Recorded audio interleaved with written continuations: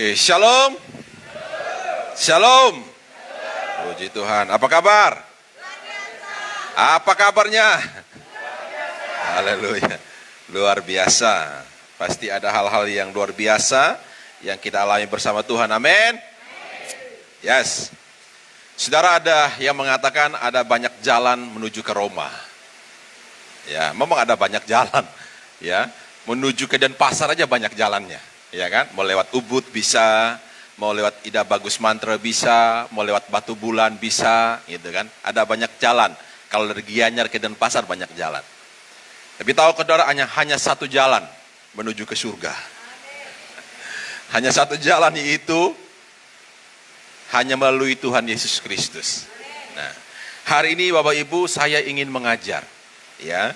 Jadi karena saya ini dosen, saya suka mengajar. Hari ini Bapak Ibu ikat pinggang Bapak Ibu karena saya mau mengajar. Saya di dalam bulan ini Tuhan ingatkan kepada saya untuk mengajar hal-hal yang dasar. Itu pondasi-pondasi yang dasar. Saya ingin menguatkan kembali pondasi-pondasi yang sudah terbentuk dan kembali dikuatkan kembali. Ya, karena saudara, banyak hal di dunia ini, banyak hal terutama dengan banyak media sosial yang kita nikmati setiap hari itu bisa mempengaruhi hidup kita dan bisa mengikis pondasi demi pondasi yang kita bangun. Karena kalau pondasi itu mulai terkikis, ya, seperti ketika saudara pergi ke pantai yang abrasi, ya, itu kalau ada rumah, ada pantai yang setiap hari air laut pukul temboknya, pasti perlahan-lahan akan terkikis dan akhirnya hanyut. Ketika pondasinya jatuh, rumahnya pun jatuh. Nah, begitupun kita sebagai orang percaya. Pondasi kita itu menjadi dasar bagi kita. Kalau pondasi kita itu runtuh, pondasi kita itu mulai retak, mulai pecah, dan itu mulai berhati-hati, maka kita pun lama-kelamaan juga akan ikut terbawa dan jatuh di dalamnya. Makanya beberapa khotbah saya dari minggu pertama sampai minggu hari ini saya bicara hal-hal yang sangat-sangat mendasar. Hal-hal yang menjadi pondasi bagi kita semua. Nah, mari kita lihat ayat ini yang sangat terkenal bagi kita, ya, Yohanes 3 ayat 16. Yohanes pasal yang ketiga ayat 16, kita baca bersama-sama. Ya. Saudara bisa lihat di depan juga, kita baca sama-sama. 1, 2, 3. Karena begitu besar kasih Allah akan dunia ini, sehingga ia telah mengaruniakan anaknya yang tunggal, supaya setiap orang yang percaya kepadanya tidak binasa, melainkan beroleh hidup yang kekal. Sekali lagi kita baca, 1, 2, 3. Karena begitu besar kasih Allah akan dunia ini, sehingga ia mengaruniakan anaknya yang tunggal.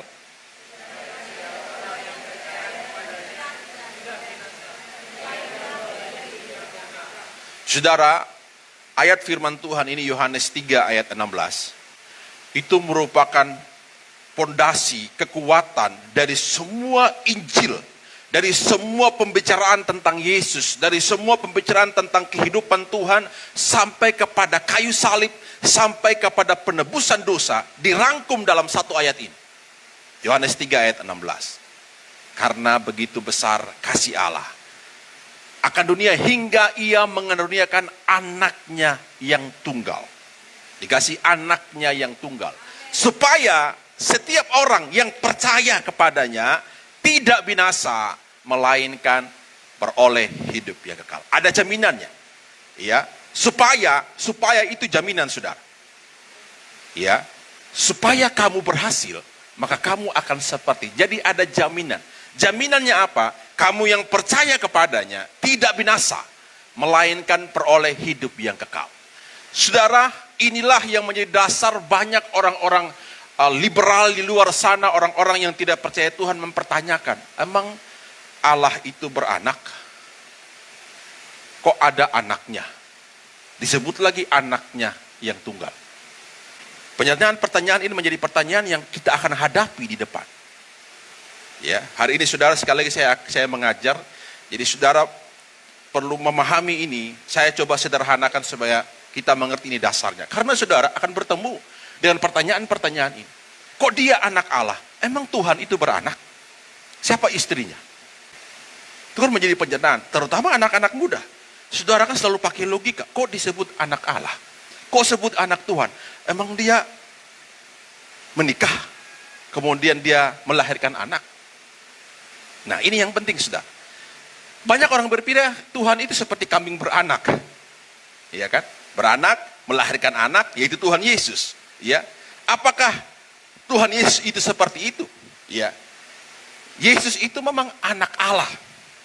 Ya. Ya iya, anak Allah. Ada yang mengatakan gitu. Baik kalau dia anak Allah. Nah, pertanyaannya, apakah anak presiden? Presiden? Anak presiden enggak? Belum tentu kan? Loh kenapa anak Allah Allah? Pertanyaan saya kembalikan, terutama saudara yang muda, kenapa disebut anak Allah? Dibilang juga dia Tuhan Yesus Allah. Anak Tuhan kok dibilang Tuhan? Anak presiden enggak? Nah, saya jauh bingungkan ke saudara. Anak bupati enggak? Anak wali kota enggak? Enggak kan? Tapi pertanyaan sebaliknya. Kalau anak monyet kan? Iya kan? Kalau anak macan? Kalau anak gajah? Jadi kalau dia anak Allah, bisa Allah enggak? Paham? Jadi kalau ada yang tanya seperti itu, kok dia anak Allah? Oh, anak presiden emang presiden. Pertanyakan, anak monyet? Monyet. Jadi saudara, kalau anak Allah itu dia bisa sekaligus Allah, masalahnya apa? Itu penting, karena ini saudara hal yang paling dasar. Saudara akan ketemu dengan orang-orang yang mempertanyakan tentang ketuhanannya Tuhan. Kamu sembah Tuhan, nanti saya akan bicara, kok Tuhanmu nggak kelihatan? Bagaimana kita bisa menjelaskan Tuhan yang tidak kelihatan itu menjadi kelihatan? Nah, hari ini saya semua ingin bawa semua kita kepada hal yang logika. Tidak usah pakai perasaan. Kalau saudara mikirkan Tuhan tuh nggak boleh pakai perasaan. Karena perasaan itu bisa menipu kita, saudara. Ya, perasaan itu bisa menipu kita. Ya, ada orang yang sedih tapi kelihatan nggak sedih. Tapi perasaannya sangat sedih. Makanya kalau percaya kepada Tuhan tidak boleh pakai perasaan. Saudara kadang-kadang harus menggunakan hal-hal yang kadang-kadang saudara pingin pergi kepada hal-hal yang kadang-kadang dunia ini membutuhkan jawaban. Seperti tadi anak Allah. Oke. Saya mau pergi ke berikut, saudara. Kita semua ini anak Allah enggak? Saudara percaya anak Allah enggak? Berarti Allah anaknya banyak dong. Banyak kan? Keren kan saudara, anak Allah enggak? Tapi saudara, Allah itu hanya punya satu anak tunggal. Kita boleh anak, tapi Allah itu hanya satu punya anak yang tunggal. Kita ini semua anak adopsi. Ya serius. Kita dulu adalah anak setan. Tapi karena Yesus mau mati bagi kita, hingga saudara, firman Tuhan bilang, ya, kamu yang percaya kepadanya diberi kuasa untuk menjadi anak-anak Allah. Jadi kita dulu ini budak dosa, diangkat sama Tuhan menjadi anaknya. Jadi kita ini anak adopsi. Tuhan hanya punya satu anak, itu anak yang tunggal. Maka dia bilang, ia memberikan anaknya yang tunggal. Makanya kapan kita jadi anak? Sejak kita percaya kepada Tuhan. Yohanes 1 ayat 12 mengatakan, ya, bagi siapa yang menerimanya, diberinya kuasa untuk menjadi anak-anak Allah, yaitu mereka yang percaya kepadanya. Jelas sampai sini? Paham sampai sini? Karena hari ini saudara, saya butuh reaksi saudara, karena sekali saya mengajar. Saya bukan berkhotbah. Ya. Nah, tahukah saudara, ketika ayat ini di depan yang kita baca, apa tujuan Tuhan datang ke dunia? Ngapain dia Allah turun ke bumi? Untuk apa, saudara? Untuk memberi keselamatan. Untuk menjadi juru selamat. Ya. Coba lihat ayat ini. Ya. Yohanes 12 ayat 47. Sebab aku datang bukan untuk menghakimi dunia, melainkan untuk menyelamatkannya. Tujuan Tuhan Ya, tujuan Tuhan Yesus, tujuan Allah memberikan anaknya yang tunggal itu kepada kita, yaitu untuk menyelamatkan. Misinya itu untuk menyelamatkan dunia. Misinya, ya. 1 Timotius 1 ayat 15 dikatakan saudara, Kristus Yesus datang ke dunia untuk menyelamatkan orang berdosa. Allah memberikan anaknya yang tunggal, tujuannya hanya satu, yaitu untuk menyelamatkan orang berdosa. Maka dia disebut dengan juru selamat. Jadi Tuhan Yesus itu tujuannya adalah untuk menyelamatkannya. Bagaimana cara dia menyelamatkan? Dia harus mati di salib. Caranya itu, Tuhan Allah sudah mendesain bagaimana cara menyelamatkan manusia ini. Dia memberikan anaknya yang tunggal, dan tujuannya untuk menyelamatkan manusia dengan cara mati di salib. Nah, kadang-kadang ini menjadi pertanyaan di luar sana saudara yang saudara akan hadapi. Kok nyelamatin manusia kok harus mati? Matinya pun mati gak enak. Mati di salib lagi. Ya, menjadi pertanyaan. Ya. Kok ngapain sih? Kon dia Allah, dia maha kuasa. Ngapain dia harus mati dengan cara terhina? Bisa aja dari surga dia bilang, hai manusia, hari ini kamu selamat semua, dosamu diampuni. Selesai kan? Bisa enggak? Bisa. Tapi nanti kita lihat saudara, kenapa dia harus memberikan anaknya? Kenapa kalau dia Tuhan? Menjadi pertanyaan, ngapain dia capek-capek harus jadi manusia, kemudian lahir di kandang yang hina, kemudian harus ada di bumi, menderita, dihina, dicaci, dimaki, diludahi, dipukul, disiksa, ditombak saudara, bahkan saudara, dia harus tersalib di atas kayu salib, dan begitu menderita. Kok begitu sih Allah? Nah, saya kembalikan kepada logika yang saudara akan ketemui di luar sana. Kok Yesus harus mati sih untuk nebus dosa? Ribet banget sih. Kalau saya kata di luar sana, saya enggak. Saya berbuat baik, berbuat amal, cukup. Ngapain saya punya Allah harus turun di bumi? Iya kan? Saudara, menjadi pertanyaan yang hal yang dasar, yang kadang-kadang kita nggak bisa jawab juga. Nah, hari ini saya menolong kita semua bagaimana menjawabnya. Maka saudara, Tuhan Allah kita bisa melakukan itu tanpa Yesus datang. Dia punya kuasa.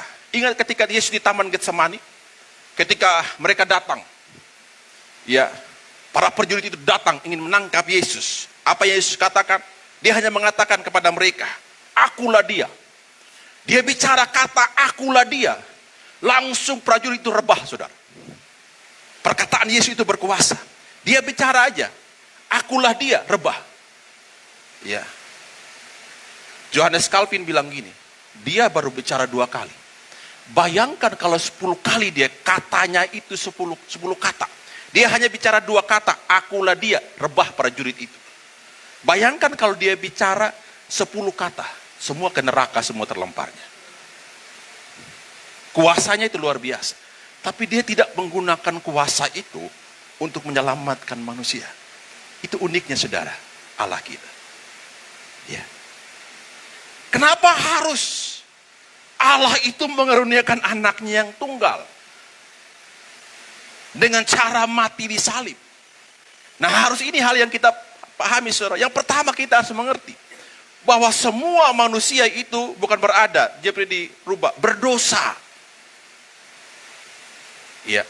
Semua manusia itu berada dalam kuasa dosa. Yang mana saya sudah bicara mengenai ini kan? Karena semua orang itu telah berbuat dosa. Inilah yang menyebabkan, ya, Allah harus mengirimkan anaknya yang tunggal. Manusia butuh penyelamat. Manusia butuh penyelamat. Karena apa? Semua manusia berada dalam kuasa dosa. Ada tahu kuasa? Kuasa itu kan mempengaruhi. Saudara berada di bawah kuasa saya. Jadi apapun yang saya omongkan, saudara harus ikuti. Itu disebut dengan kuasa. Saya bilang kemarin saudara menerima surat kuasa. Berarti saudara pergi dengan kuasa itu. Nah, kuasa dosa ini mengikat manusia. Makanya dikatakan dalam Roma 18, kita lihat banyak ayat hari ini saudara. oleh satu pelanggaran. Kenapa kita diikat oleh kuasa dosa? Ini penyebabnya, saudara. Oleh karena satu pelanggaran, semua orang boleh penghukuman. Nah, siapa satu pelanggaran itu? Dikatakan, jadi sama seperti oleh ketidaktaatan satu orang, semua orang telah menjadi orang berdosa. Karena satu orang, semua orang bersalah. Karena satu orang, semua orang berdosa. Siapa satu orang ini? Satu orang ini adalah Adam. Ayat ini mengatakan, karena Adam berbuat salah, karena Adam berbuat satu pelanggaran, semua kita mendapatkan penghukuman. Karena Adam berbuat tidak taat, semua orang telah menjadi orang berdosa. Kenapa Adam membuat kita semua jadi berdosa? Adam berbuat dosa, kita semuanya jadi berdosa. Ini pertanyaan yang dipertanyakan. Saya menolong saudara bagaimana menjawab pertanyaan ini.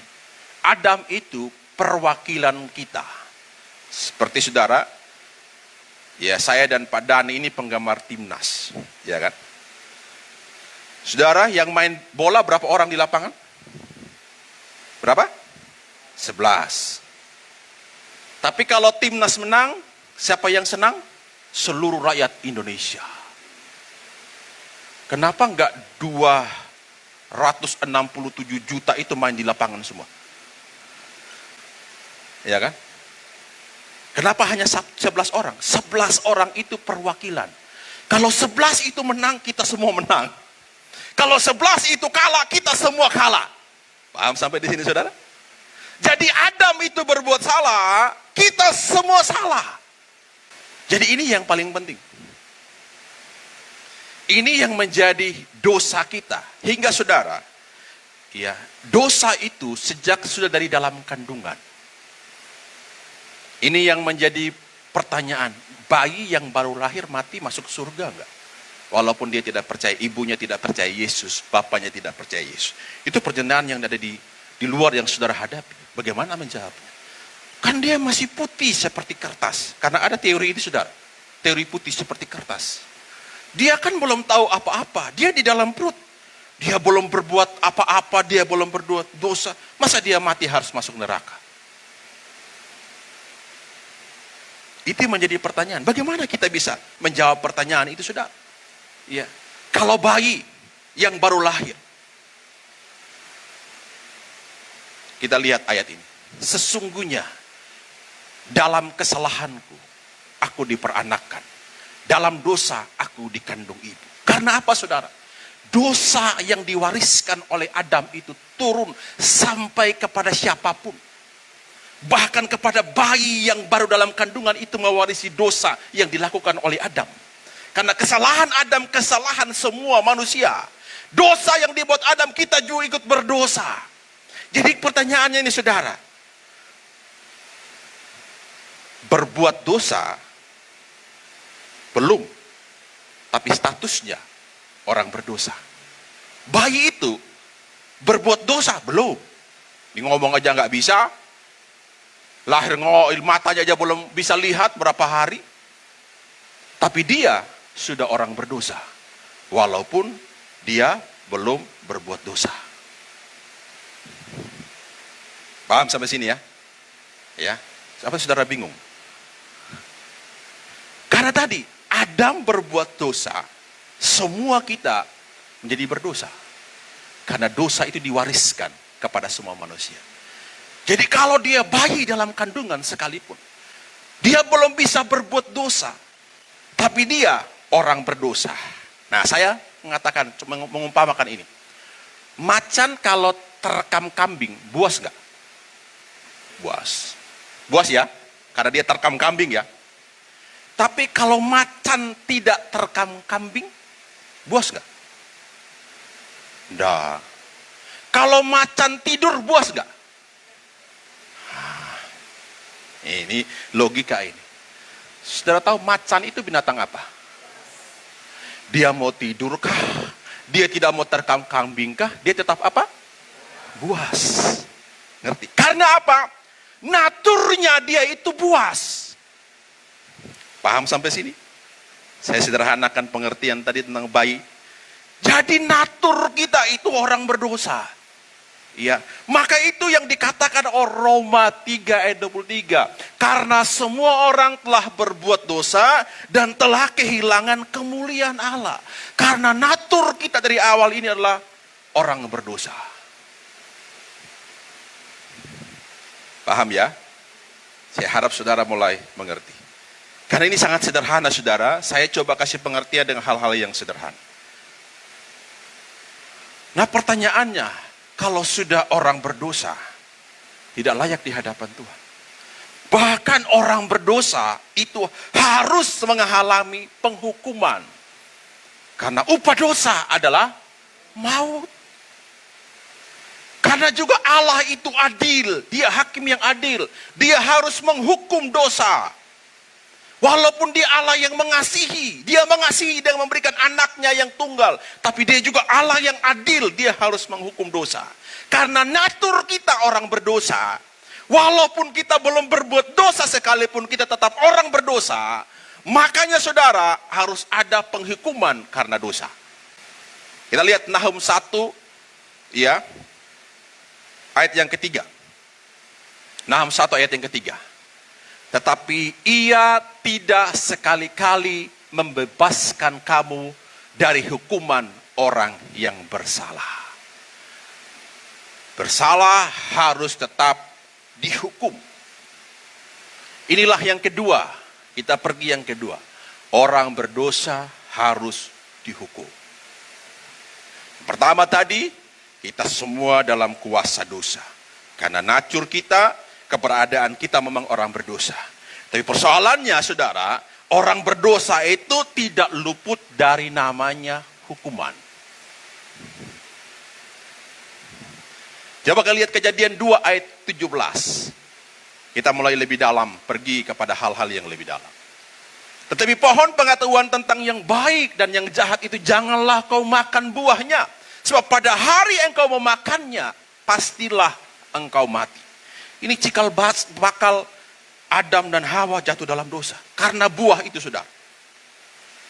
Karena Tuhan berfirman, kalau kamu makan buah itu, maka pastilah engkau mati. Pertanyaannya saudara, kalau dia makan buah itu kapan dia mati? Ayat firman Tuhan mengatakan, pada hari apa? Engkau memakannya, pastilah. Jadi saat dia makan buah itu mati nggak Adam? Loh, berarti ayat firman Tuhan ini salah dong. Hampir mati. Dari mana dia hampir pingsan? Jadi tidak. Bagaimana dia hampir mati? Nah terus ayat ini ngomongnya gini. Firman Tuhan ini loh. Kalau pada hari engkau makannya, pastilah engkau mati. Tapi ketika Hawa makan duluan, tidak mati dia. Adam pun makan, nggak mati dia. Nah ini matinya apa nih? Nah ini saudara yang kita mau belajar. Ada 3 kematian dalam hidup kita yang kita alami. Ada 3 kematian. Yang pertama itu disebut dengan kematian rohani. Jadi waktu Adam makan buah itu, sejak itulah, hari itulah, dia mengalami kematian rohani. Ayatnya bilang gini. Kejadian 3 ayat 23. Lalu Tuhan Allah mengusir dia dari Taman Eden. Ia mengusahakan tanah itu dari mana diambil. Ia diusir dari Taman Eden. Sejak kapan dia diusir? Sejak makan buah itu. Makanya ayat bilang, sejak makan buah itu pastilah kamu mati. Apa itu yang membuat dia mati? Dia kematian rohani. Mati rohani itu apa saudara? Putus hubungan dengan Allah. Itu kematian rohani. Kematian yang pertama. Karena apa saudara? Dia berbuat dosa. Dia melanggar perintah Tuhan. Sejak itulah dia putus hubungan dengan Tuhan. Mati rohani. Dia mengalami kematian rohani. Sejak apa? Sejak dia makan buah itu. Itu kematian pertama yang harus diterima oleh Adam, saudara. Makanya Yesaya 59 ayat 2 mengatakan, Tapi yang merupakan pemisah antara kamu dan Allahmu ialah segala kejahatanmu. Dan yang membuat dia menyembunyikan diri terhadap kamu sehingga ia tidak mendengar ialah segala dosamu. Dosalah yang membuat putus hubungan manusia dengan Allah. Karena apa? Allah itu kudus. Jadi ketika kita berbuat dosa, saudara, kita lagi memutuskan hubungan kita dengan Tuhan. Karena sejak itu, saudara, Adam tidak boleh lagi di taman itu. Padahal taman itu, saudara, titik hadirat Tuhan itu ada di taman itu. Karena apa? Allah setiap hari, saudara, datang ke taman itu. Allah yang kudus datang ke taman karena taman itu penuh dengan kekudusan. Tapi ketika manusia berbuat dosa, sejak saat itu mereka diusir, putus hubungan. Bahkan taman itu dijaga oleh malaikat yang berapi-api, saudara. Tidak boleh satu pun masuk ke taman itu. Karena tidak layak lagi. Kematian yang pertama, putus hubungan dengan Tuhan. Kemudian, ada kematian yang kedua, saudara. Kematian jasmani, yang artinya putus nafas. Innalillahi wa innalillahi rojiun. Selesai. Nah, kapan ini putus nafas, saudara? Ketika malaikat maut datang menjemput. Selesai. Nah, saudara, Adam itu ternyata setelah dia kematian rohani, apa kemudian dia kematian jasmani? Masih lama baru dia mati, saudara. Umurnya tahu berapa? 950 tahun baru mati. Panjang kali umurnya. Tapi tahukah, saudara, kenapa manusia hari ini hanya hidup? Firman Tuhan bilang 80 tahun. Kenapa nggak kayak Adam 950 tahun? Kenapa nggak kayak Abraham umurnya panjang? Bahkan bisa sampai 1000. Siapa yang umur paling tinggi? Metusalak. 900 lebih umurnya Adam, saudara. Nah, pertanyaannya, kenapa manusia hari ini kok cepat sekali matinya? Nggak sampai 100 tahun. 100 tahun pun itu, saudara, hidup sudah susah. Jalan sudah gini-gini. Ya kan? Ya kan? Tapi kenapa umur manusia itu semakin menyusut? Dari Adam 950 perlahan-lahan sampai ke Daud, perlahan-lahan sampai ke zaman Tuhan Yesus mulai matinya, saudara, tidak ada lagi 100 tahun. Kenapa itu bisa terjadi? Ini ada kipas angin di sini ya. Kalau saudara cok kipas angin, saya kasih contoh.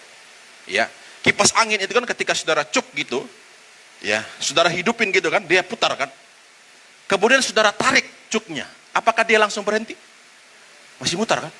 Lama dia berhenti sendiri. Tergantung apa? Kalau rusak itu ya tidak terputar dia. Ya. Apa yang saya bilang kepada saudara?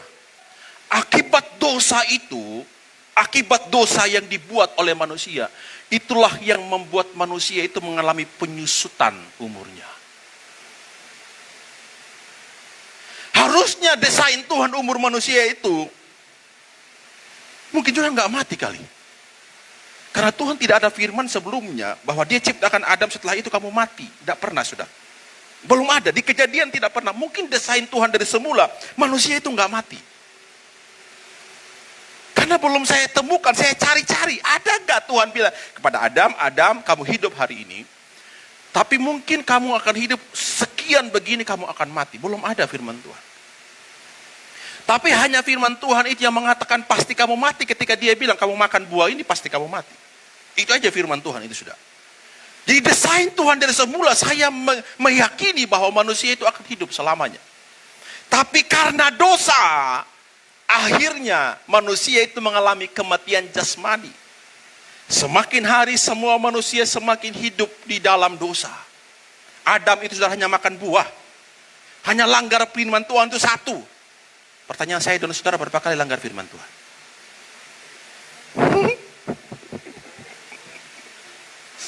Banyak kan? Adam tuh hanya satu kali, Bapak. Gara-gara buah dia nggak tahu apa-apa lagi. Istrinya yang petik itu. Iya kan? Bahkan gara-gara si ular beludak itu, saudara. Tapi Tapi Tuhan tidak kompromi. Satu kali buat salah, mati jasmani saudara. Kita ini berkali-kali, makanya umur kita pendek kali ya. Karena berkali-kali melanggar perintah Tuhan. Paham sampai sini saudara? Kematian kedua, itu kematian jasmani. Makanya saudara, ada yang bilang ini, Pak Pendeta, kapan sih Tuhan panggil saya? Apakah ketika saya pas pulang Sumba tiba-tiba saya mati nggak Pak Pendeta? Atau saya pas ke Jakarta mungkin saya mati nggak di sana? Pak Pendeta bilang, tidak tahu. Soalnya Pak Pendeta, kalau seandainya pas saya ke Jakarta itu Tuhan panggil saya seumur hidup tidak akan ke Jakarta. Karena kita tidak tahu kan kapan Tuhan panggil kita. Ada orang yang sehat-sehat saudara, tiba-tiba innalillahi, tidak tahu, tidak sakit dia. Iya kan? Jadi ada orang yang coba bilang, kalau saya tahu aja, saya pas ke Banyuwangi gitu kan, saya tidak akan pergi lagi. Walaupun itu mungkin Dandi punya kampung halaman, mungkin saya tidak akan injak rumah saya lagi. Maka itu yang terjadi saudara. Ada satu tuan dan budaknya, itu di Timur Tengah. Nggak ada di sini, di Timur Tengah saudara. Suatu hari si tuan ini suruh budaknya, kamu ke pasar belanja gitu. Sampai di pasar, si budak ini saudara, dia lagi mau belanja gitu, tiba-tiba dia ketemu malaikat maut. Malaikat maut itu melambai-lambai panggil gini. Melambai-lambai. Saudara dia ketakutan, dia bilang ini jangan sampai waktunya saya mati. Dia ketakutan saudara sampai kencing di celana. Dia lari pulang kepada tuannya, tuan dengan muka yang pucat saudara. Dia bilang, Tuan, kenapa? Kamu kenapa? Sadar. Sampai tuannya siram air dia. Biar sadar. Kenapa? Saya ketemu malaikat maut di pasar. Biasanya orang bilang kalau ketemu malaikat maut berarti hari ini saya akan mati. Masa gitu? Iya Tuhan. Terus kamu mau apa sekarang? Boleh nggak saya minta kuda 1 ekor yang paling kuat larinya? Terus mau ngapain? Saya mau menghindar dari malaikat maut itu. Saya mau pergi jauh ke kota ujung sana. Ke desa paling terpencil supaya malaikat maut tidak ketemu saya. Kemana? Ke kota mana kamu? Ke tempat mana? Nama desanya Samara katanya. Oh begitu? Ya udah kamu ambil kuda terbaik saya kamu ambil, kamu pacu secepat-cepatnya. Larilah dia ke kota Samara saudara. Tuan ini penasaran. Dia pergi ke pasar lagi. Benar dia ketemu malaikat maut. Dia tanya ke malaikat maut, hei kenapa kamu ganggu budak saya? Kamu lambai-lambai tangan. Malaikat maut bilang, saya nggak mau ngapa-ngapain dia. Saya hanya lambai-lambai tangan panggil dia. Maksudnya saya mau kasih tahu dia, kalau hari ini ajalmu akan datang. Di mana ajalmu akan datang itu ada di kota Samara.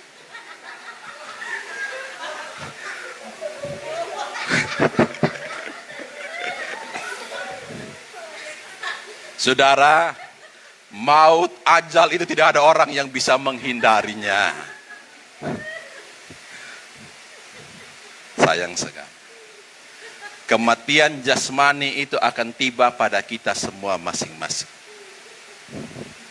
Jelas sampai sini? Paham ya? Kematian yang ketiga itu disebut dengan kematian kekal.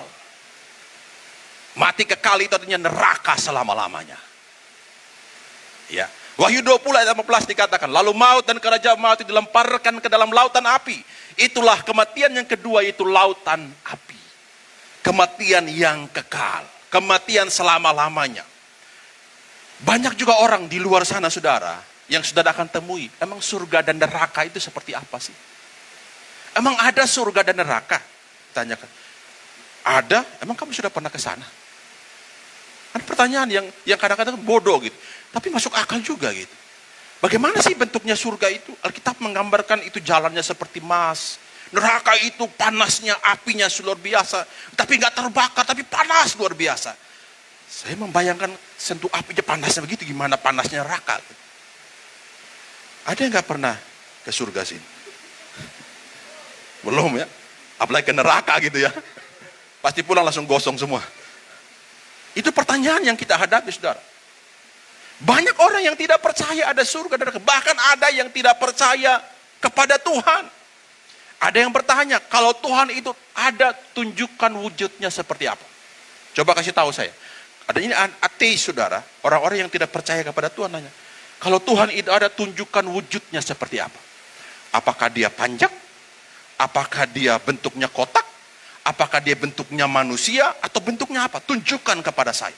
Hingga banyak kepercayaan-kepercayaan kan membuat Tuhannya dengan bentuknya. Ada yang dari batu, ada yang dari patung. Karena ingin mewujudkan Tuhan, ingin meyakinkan orang, ini Tuhanlah wujudnya kayak gini, hingga akhirnya disembah yang wujud kayak gitu, saudara. Nah, Tuhan kita ini masalahnya bukan Tuhan yang berwujud. Allah itu, firman Tuhan bilang roh. Anda tahu roh? Lihat nggak roh? Nggak kelihatan. Jadi saudara mau cari-cari dimanapun, mau pergi kemanapun, saudara nggak ketemu. Nggak lihat.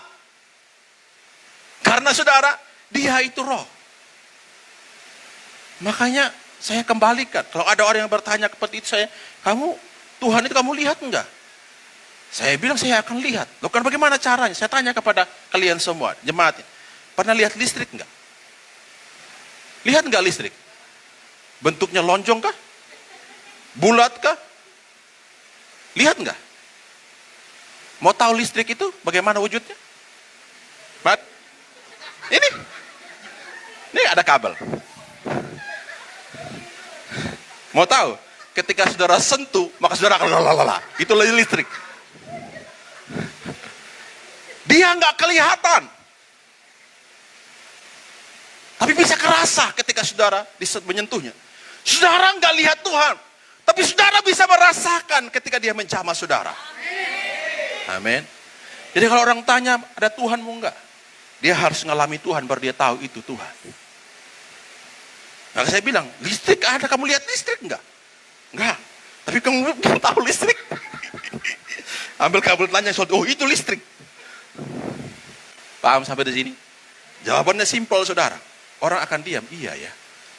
Pak Yandri mau gini-gini kan, mulai pintar Pak nanti kalau jawab. Jangan sampai tidak bisa jawab loh, saya sudah ajar dari mimbar ini loh. Ini spesial sampai jam 11 malam kemarin. Tadi malam saudara. Dari pergi ke tempatnya Pak Gede, sana di Ubud. Sudah bawa laptop saya saudara. Sepanjang hari mikirin ini, buat ini saudara. Jadi kalau saudara tidak paham, ini saudara keterlaluan.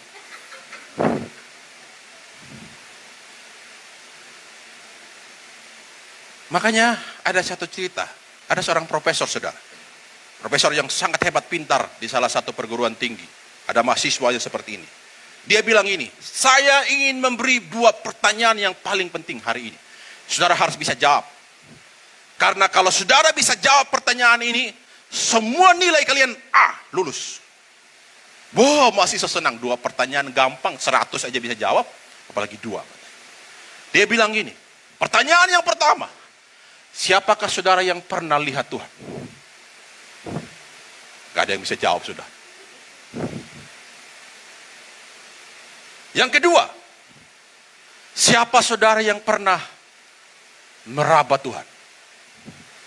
Pegang Tuhan, atau meraba Tuhan? Gak ada yang bisa jawab. Hening kelas itu saudara.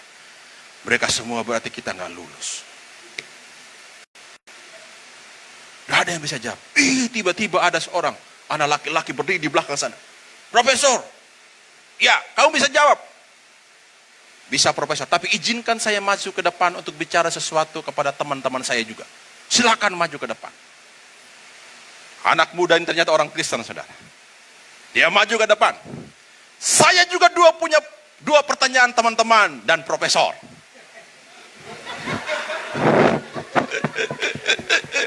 Anak muda kan biasa gitu. Pertanyaan yang pertama, teman-teman. Teman-teman pernah lihat otaknya profesor tidak? Semua menjawab, tidak. Teman-teman pernah raba otaknya profesor tidak? Semua jawab, tidak. Berarti profesor tidak punya otak. Saudara tidak bisa diperkatakan dengan seperti itu. Profesornya bingung saudara. Akhirnya dia bilang, semua kalian.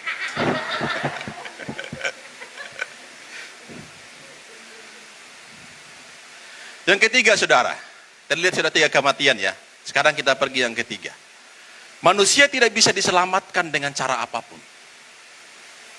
Karena naturnya tadi berdosa dan harus dihukum.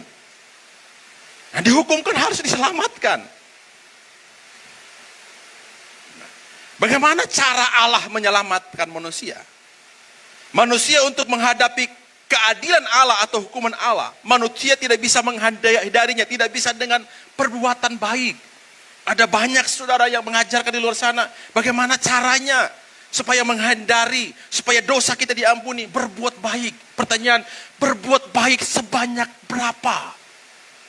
Nanti ada yang mengatakan, ada teori mengatakan di surga ditimbang. Kalau perbuatan baik saudara lebih banyak, maka saudara selamat. Pertanyaan, saudara tahu berapa jumlah perbuatan baikmu? Berapa kilo kira-kira, tahu nggak? Bisa tahu kan? Perbuatan jahatmu saudara bisa tahu nggak berapa jumlahnya? Kan nggak tahu saudara. Tiba-tiba kamu sudah yakin di surga nanti saya timbang. Tiba-tiba yang lebih banyak perbuatan jahat, kasihan sekali. Nah, ada seperti itu saudara. Perbuatan baik tidak menyelamatkan. Firman Tuhan Efesus 2 ayat 8, ya. Sebab karena kasih karunia kamu diselamatkan oleh iman. Itu bukan hasil usahamu, tapi pemberian Allah. Itu bukan hasil pekerjaanmu. Jangan ada orang yang memegahkan diri. Untuk menghapus dosa tidak bisa dengan perbuatan baik. Saudara, kita ini bisa baik, kita juga ini bisa jahat seketika.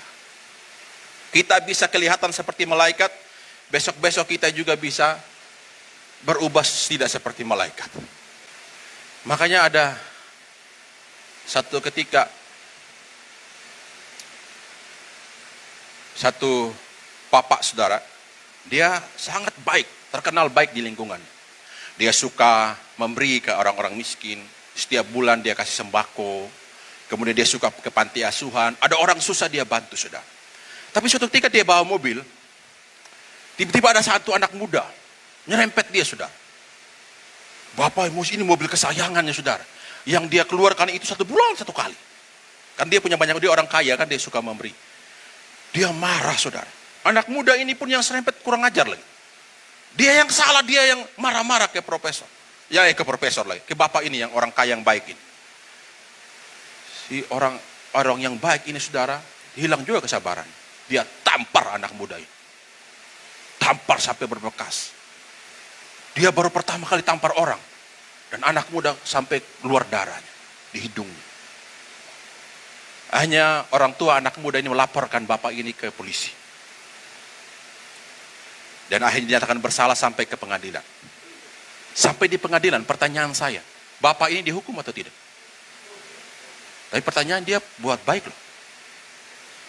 Dia suka tolong orang. Dia suka kasih orang miskin. Dia suka kasih sembako setiap bulan. Orang yang susah dia tolong. Tapi di pengadilan dia ketemu hakim. Hakim dia bilang, Pak Hakim, bisa nggak tolong saya?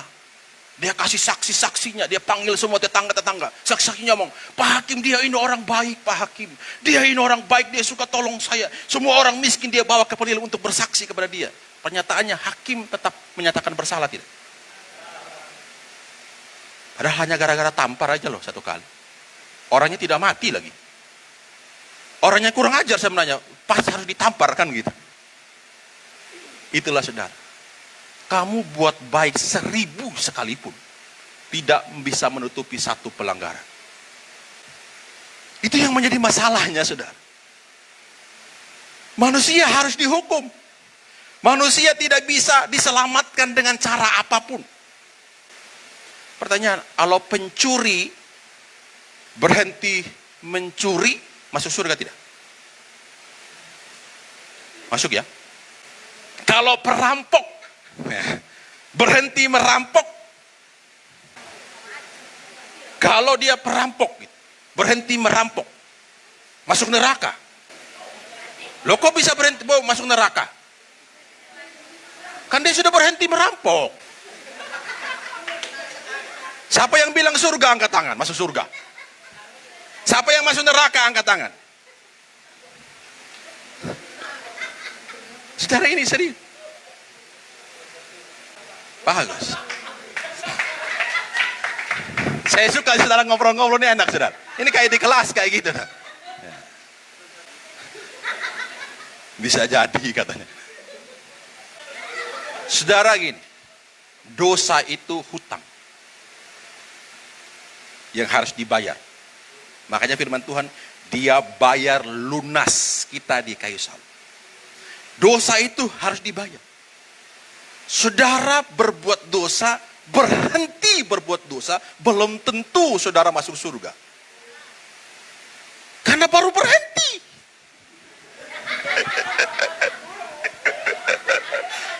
Karena dosa itu harus dibayar. Makanya ayat ini mengatakan saudara, ampunilah kami akan kesalahan kami, seperti kami juga mengampuni orang yang bersalah kepada kami. Akan kesalahan kami. Pak Gede tolong baca bahasa Inggrisnya biar jelas Pak. Apa dia bilangin Pak? And forgive. Debts ini artinya apa Pak? Hutang. Kesalahan itu hutang. Dosa itu hutang. Hutang seumur hidup. Satu saat saya pinjam uang ke Ma Uce. Ma Uce bantu saya dong. Berapa? 1 juta. Oh Ma Uce kasih, ya enggak apa-apa. Kemudian Ma Uce datang lagi, bantu lagi saya. Berapa? 2 juta. Ma Uce kasih 2 juta. Tidak lama lagi 1 bulan datang lagi, Ma Uce bantu. Ma Uce sudah mulai garuk-garuk kepala. Berapa? 2 juta. Kasih. Berapa sudah berapa? Sudah 5 juta. Saya berhutang enggak? Tapi saya sudah berhenti, tidak berhutang lagi. Tidak datang lagi sama Uce. Masih berhutang nggak? Oh, saya sudah berhenti kok.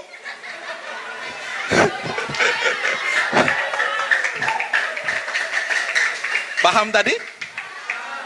Sudah berhenti berhutang. Tapi tetap hutang kan?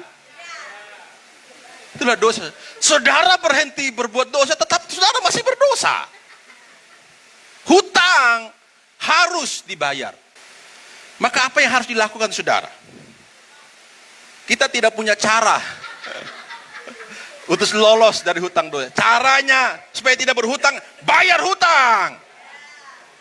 Jangan bayar pakai cicil. Contohnya gini saudara. Tiba-tiba mama saya kasihan saya. Udahlah, Pak Gembala saya bayar. 5 juta kan? Akhirnya mama saya bayar 4.900.000. Saya kata Moji sudah dibayarkan? Sudah, berapa? 4 juta. Saya tidak punya utang, masih ada 100.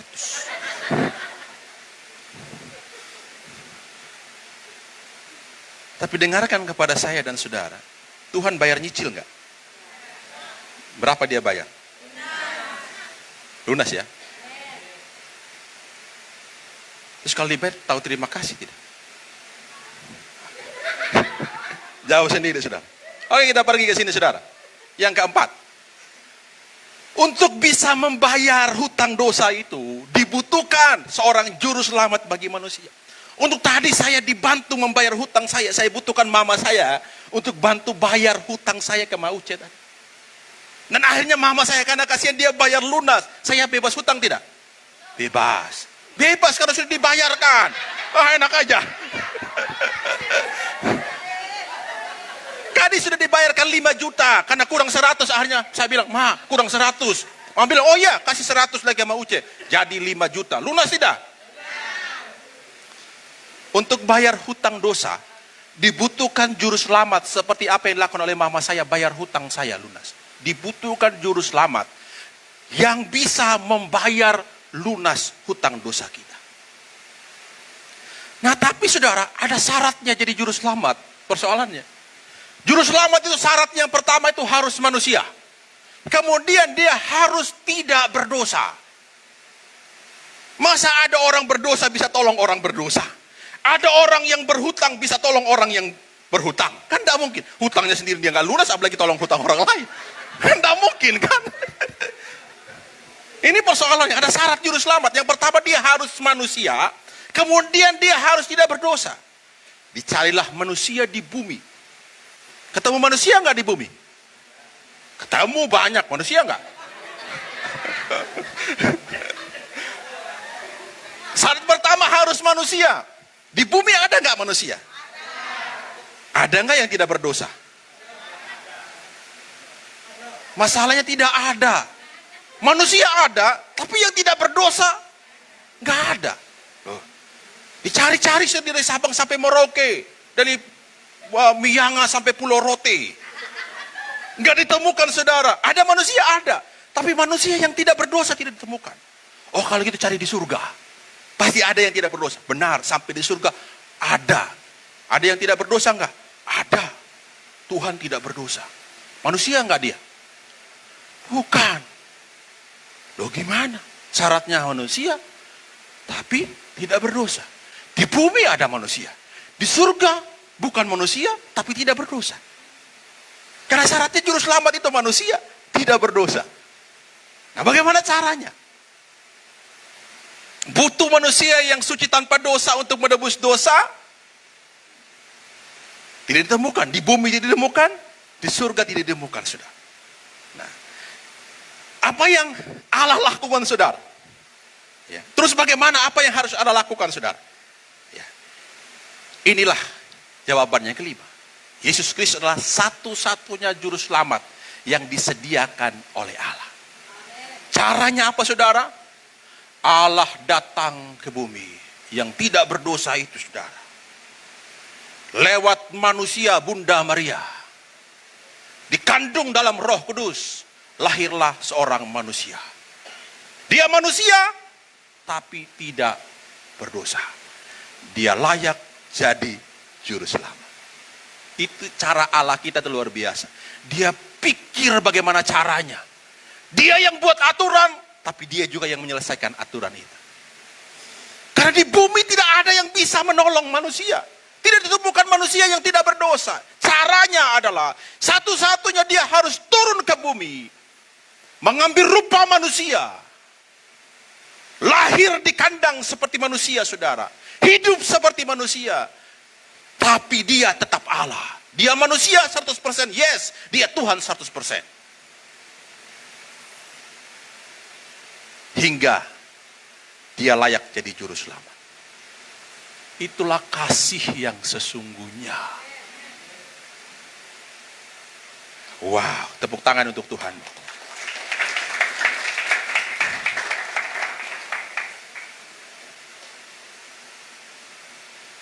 Yesus lahir sebagai juru selamat. Hingga Natal itu penting bagi kita. Natal itu penting, saudara. Itu hal yang penting. Karena Yesus jadi manusia. Dengan tujuan supaya bisa membayar hutang dosa kita. Karena syaratnya dia harus jadi juru selamat. Dia harus jadi manusia yang tidak berdosa. Ada 3 hutang kita, saudara. Hutang yang pertama, kematian secara rohani. Hutang yang kedua adalah kematian secara jasmani. Dan hutang yang ketiga adalah kematian neraka yang kekal. Yang harus dibayar oleh Yesus di atas kayu salib. Makanya saudara, bagaimana caranya dia membayar? Kapan dia membayar hutang rohani kita? Di kayu salib, saudara. Dia terpaku di kayu salib. Dia membayar dengan cara apa, saudara? Dia berkata di kayu salib, Eli, Eli lama sabaktani. Ya Allah, mengapa engkau meninggalkan aku? Itu menggambarkan, saudara, di kayu salib itu, karena dosa yang ditimpahkan kepadanya. Untuk membayar hutang kita. Hutang hubungan kita dengan Tuhan karena dosa. Membuat dia seakan terpisah dari Bapaknya. Hingga dia berkata, mengapa engkau meninggalkan aku? Dia harus melakukan itu, saudara, untuk apa? Untuk membayar hutang kita. Akhirnya ditimpakan segala dosa kita di atas kayu salib di hidupnya. Akhirnya Allah tidak kompromi. Terjadi pemisahan. Dia menanggung kematian secara rohani yang kita harus tanggung di atas kayu salib. Itu yang pertama. Bagaimana cara dia menanggung kematian jasmani? Di atas kayu salib dia berkata, ya Bapa, ke dalam tangan kuserahkan nyawaku. Putus napas di atas kayu salib. Padahal dia Tuhan. Masih ada Tuhan yang mati. Tapi karena dia harus bayar dosa itu, saudara. Dia menyerahkan nyawanya kepada Tuhan. Kemudian dia harus menanggung kematian yang ketiga, kematian neraka.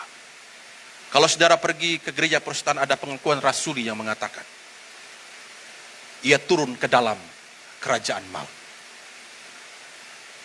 Dia harus turun ke dalam neraka yang kekal. Harus mengalami itu, saudara. Mengalami neraka itu. Harusnya kita yang masuk ke neraka. Harusnya kita yang mengalami neraka yang kelam itu. Lautan api itu. Tapi dia gantikan dirinya masuk ke dalam kerajaan maut. Untuk menggantikan kita. Makanya ayat ini mengatakan, tetapi sesungguhnya penyakit kitalah yang ditanggungnya. Dan kesengsaraan kitalah yang dipikulnya. Padahal kita mengira dia kena tulah, dipukul dan ditindas Allah. Padahal semua dosa kita ditimpahkan kepadanya. Dia menanggung 3 kematian itu, saudara. Harusnya dia nggak lakukan. Tapi dia karena kasih Allah begitu besar kepada manusia. Hingga dia memberikan anaknya yang tunggal, Yesus. Datang menjadi manusia. Mati disalib dengan cara yang terhina. Untuk membayar hutang kita di kayu salib. Hingga akhirnya dalam Yohanes 19 ayat 30 dia mengatakan, setelah dia bayar semua hutang itu, apa yang dia katakan, saudara? Sudah selesai. Tetelestai. Semua hutang kita dibayar lunas. Tepuk tangan untuk Tuhan Yesus.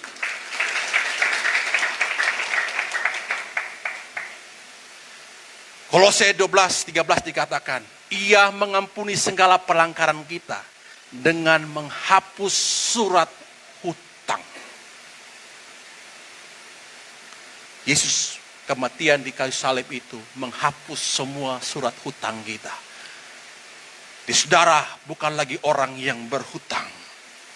Iblis yang berusaha membawa saudara untuk menjadi orang yang berhutang. Dosamu semua sudah ditanggung di atas kayu salib. Hanya Yesus yang mampu menyelesaikan segala hutang dosa kita. Tidak satu pun di muka bumi ini. Maka Petrus mengatakan saudara dalam ayat ini. Dan keselamatan tidak ada dalam siapapun juga. Selain di dalam dia. Sebab di bawah kolong langit ini. Tidak ada nama lain yang diberikan kepada manusia. Yang olehnya kita diselamatkan. Hanya satu jalan. Yaitu Yesus Kristus Tuhan kita. Ini pondasi yang dasar, saudara. Mengapa saudara percaya kepada Yesus sebagai juru selamat? Karena dia melakukan hal yang paling terbaik. Jadi hanya Yesus satu-satunya. Makanya Yohanes 16 ayat 6 mengatakan, akulah jalan kebenaran dan hidup. Tidak ada seorang pun yang datang kepada Bapa kalau tidak melalui aku. Makanya jangan pernah berpikir meninggalkan Tuhan Yesus. Amin. Jangan pernah berpikir untuk murtad meninggalkan kepercayaan. Jangan pernah berpikir lagi untuk mengecewakan Tuhan Yesusmu. Engkau harus berhenti berbuat dosa. Karena dia telah disalibkan untuk kita. Enggak mungkin dia mati disalibkan 2 kali, 3 kali lagi. Dia sudah lakukan lunas, dibayar di atas kayu salib. Tugas kita adalah orang yang telah dibayar hutangnya. Seperti saya yang dibayar hutang saya oleh mama saya. Apa yang saya lakukan? Saya akan terima kasih kepada mama saya. Tugas kita itu hanya sederhana. Tuhan tidak butuh uangmu. Tuhan tidak butuh nyawamu. Tuhan tidak butuh apapun. Dia hanya butuh engkau datang berterima kasih dan bersyukur. Menyembah dia dalam roh dan kebenaran. Cukup itu. Persoalannya saudara, kadang kita sulit lakukan hal yang sederhana. Karena kita anggap gratis. Makanya orang yang dikasih gratis itu kadang-kadang disia-siakan yang gratis. Sudah. Tapi kalau dia beli sudah dipeliharanya luar biasa. Kan dia udah beli kan. Apalagi belinya pakai uang 1 gaji semua dikasih. Dia akan awat. Makanya yang gratis kadang-kadang dianggap murahan sudah. Tapi dengarkan itu kasih karunia. Tidak semua orang bisa mengalami itu. Hanya orang yang percaya kepadanya. Makanya tadi kembali kepada ayat. Karena begitu besar kasih Allah akan dunia. Sehingga ia menurunkan anaknya yang tunggal. Supaya setiap orang yang percaya kepadanya tidak binasa. Melainkan beroleh hidup yang kekal. Siapa yang percaya kepada? Amin. Paham sampai sini? Tepuk tangan untuk Tuhan Yesus.